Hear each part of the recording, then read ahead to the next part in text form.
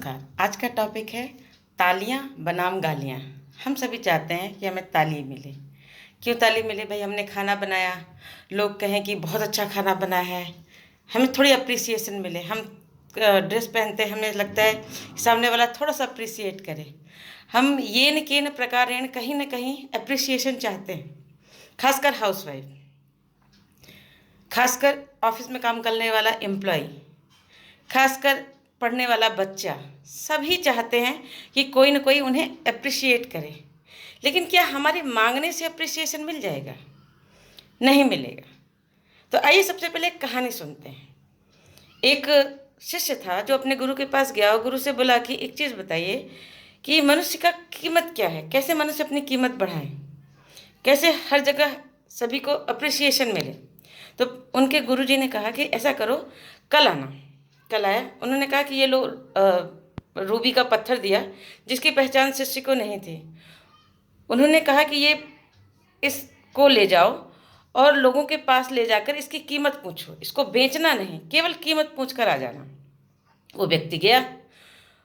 रास्ते में धोबी मिला। धोबी ने कहा कि अच्छा, चमकीला पत्थर तो है, तुम 10 चांदी के सिक्कों में दे जाना चाहते हो तो दे जाओ।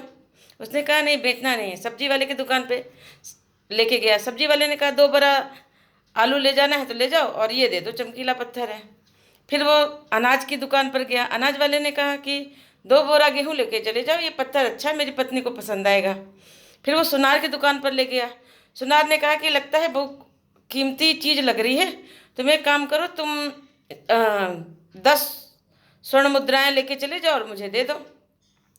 लेकिन जब वो वही रूबी एक जौहरी के पास लेकर पहुंचा तो जौहरी ने सबसे पहले उसको बिछाया और बोला, इतना अमूल्य रत्न रूबी आपको कैसे मिला?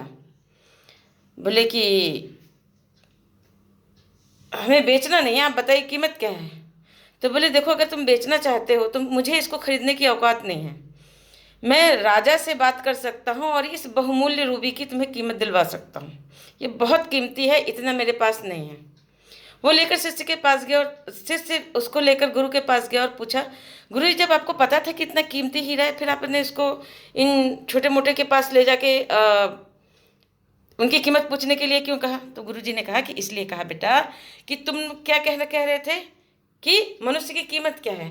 भाई मनुष्य की कीमत, उसकी जो कीमत है वो है, लेकिन उसकी कीमत को पहचानने के लिए भी एक जौहरी की आवश्यकता है। अगर सामने वाला जौहरी नहीं है और आप कितनी भी अच्छे मतलब मान के चलिए बहुत ज़्यादा इंटेलिजेंट, अपने क्षेत्र में बहुत अच्छा कर रहे हैं, तो आपकी कीमत क्या करेगी? अच्छा एक चीज़ बताइए, एक ग्रामीण अनपढ़ के लिए एक ऑपरेटर और सॉफ्टवेयर इंजीनियर को पहचानने की क्षमता है? नहीं। उसके लिए तो कंप्यूटर चलाने वाले दोनों हैं। एक वकील में कई श्रेणी होती हैं, तो कौन बता सकता है? आम आदमी बता सकता है कि ये करता क्या है? डॉक्टर में कोई आई स्पेशलिस्ट है, कोई हार्ट स्पेशलिस्ट है, उसकी पहचान कोई बता सकता है क्या? नहीं। तो मनुष्य की कीमत बताने के लिए सामने वाले को योग्य भी तो होना चाहिए। इसी तरह आप जिस चीज़ के एक्सपर्ट हैं, कोशिश मत करिए कि उसको कोई भी समझ सकता है और हर कोई उसको अप्रिशिएट करेगा। अरे आप उस चीज़ की कीमत जानते हो, सामने वाला नहीं जानता।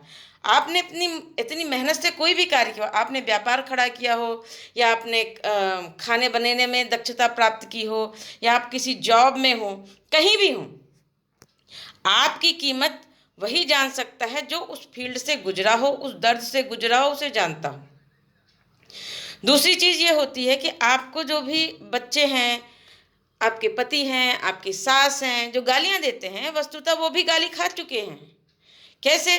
आप ऑफिस, अगर आप स्पाई कैमरा लगा के देखिए तो जो पति परमेश्वर घर में आकर बड़े शान से रौब दिखाते हैं, बाहर देखिए वो कितने भीगी बिल्ली ऑफिस में रहते हैं, कितनी गालियाँ खाते हैं। आप अपनी सास के अगर समय यंत्र से चले जाइए तो वहाँ जाकर देखिए कि वो कितनी ज़्यादा प्रताड़ित हुई हैं अपनी सास से।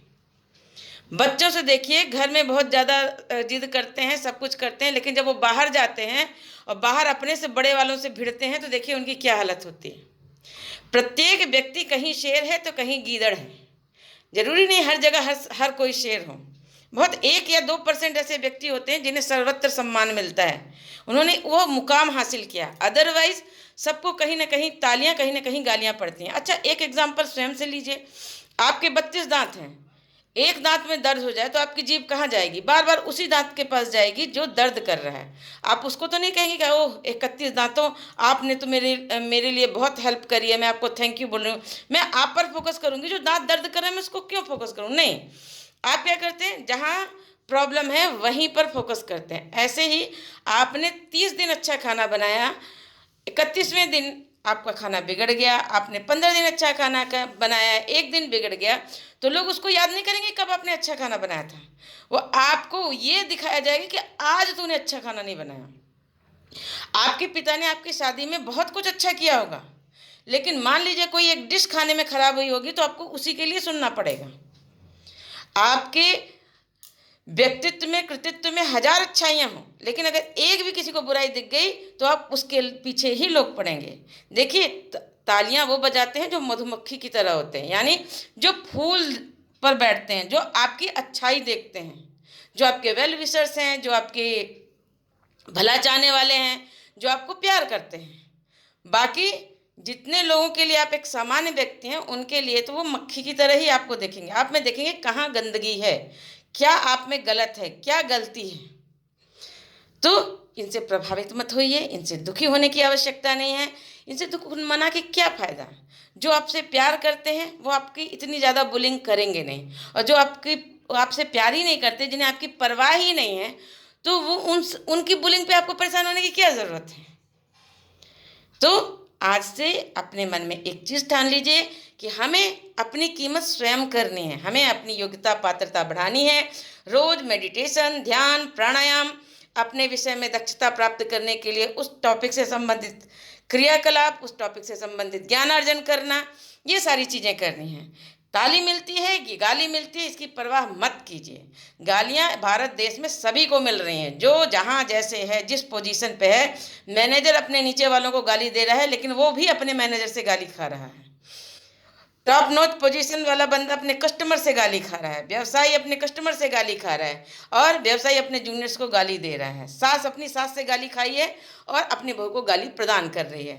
तो हर जगह ये सिस्टम चल रहा है। आज जो बच्चे आपको परेशान कर रहे हैं, उनके बच्चे भी उनको परेशान करेंगे। तो कुल मिला के ये एक लाइफ साइकिल है। यहाँ पर जो बो रहा है वही काट रहा है, तो परेशान होने की आवश्यकता नहीं है। आज से बहुत ज़्यादा इमोशनली अटैच होकर रोने धोने की आवश्यकता नहीं है। कोई आपको गाली देता है, ताली बजाता है, तो वेल एंड गुड। दोनों ही कंडीशन में आप खुश रहिए, आनंदित रहिए। थोड़ा सा बुरा लगता है, हटाइए, इग्नोर मारिए। एक मंत्र याद रखिए, ओम इग्नोराय नमः। जो आपकी बहुत ज़्यादा बुलिंग करे, बहुत ज़्यादा आपको उल्टा सीधा बोले, पहली जो चीज़ है उसको आप मना करिए कि ऐसा आपको नहीं करना चाहिए। दूसरी, जो फिर भी ना सुधरे, आपके घर परिवार के बड़े क्लोज रिश्तेदार हैं, बड़े बूढ़े हैं, तो उनको ओम इग्नोराय नमः करिए, क्योंकि उनको अब इस उम्र में सुधार के आप कुछ नहीं कर सकते।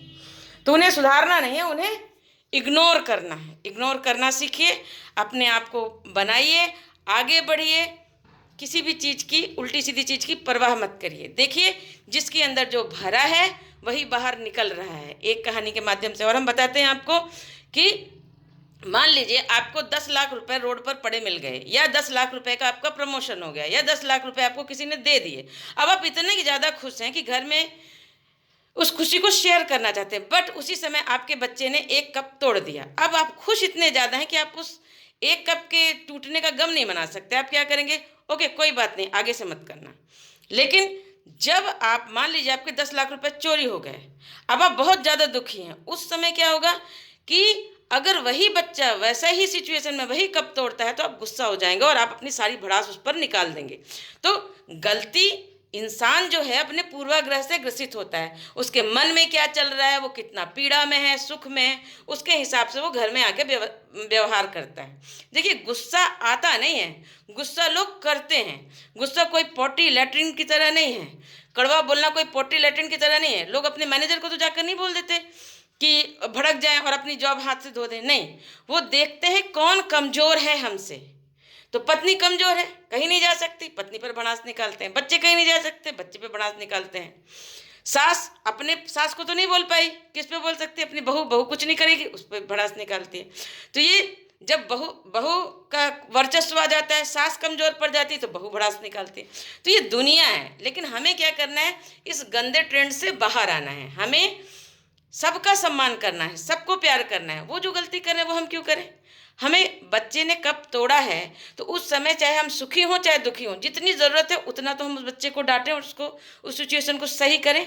लेकिन इतना भी ना डांटें कि वो जैसे मान लो उसने गुनाह ही कर दिया हो। नहीं, जितना जरूरी अपने मन पर नियंत्रण करिए, अपनी व्यवस्था अच्छी करिए, अच्छा व्यवहार करिए।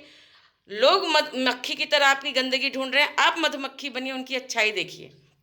आधी ग्लास खाली आधी ग्लास भरी सब में है। किसी में अच्छाई है, किसी में बुराई है। तो हमें अच्छाइयों को ढूंढना है, बुराइयों को नहीं ढूंढना। परम पूज्य गुरुदेव पंडित श्री राम शर्माचार्य जी कहते हैं कि यदि आप जीवन में पुष्प की तरह मुस्कुराना चाहते हैं तो ये मत परवाह करिए कि वो पुष्प कहाँ पर खिला है, किस जगह पर खिला है, किसके बीच खिला है। उसको खिलना है, आपको वैसे ही आनंदित रहना है। दूसरा गलत है तो गलत, कीचड़ से कीचड़ नहीं धुलता। आपको कीचड़ से कीचड़ धोने की आवश्यकता नहीं है। आपको क्या करना है? आपको स्वयं अच्छा बनना है, खुश रहना है और खुशियाँ बांटना है। इस बात के साथ मैं अपनी बात समाप्त करती हूँ।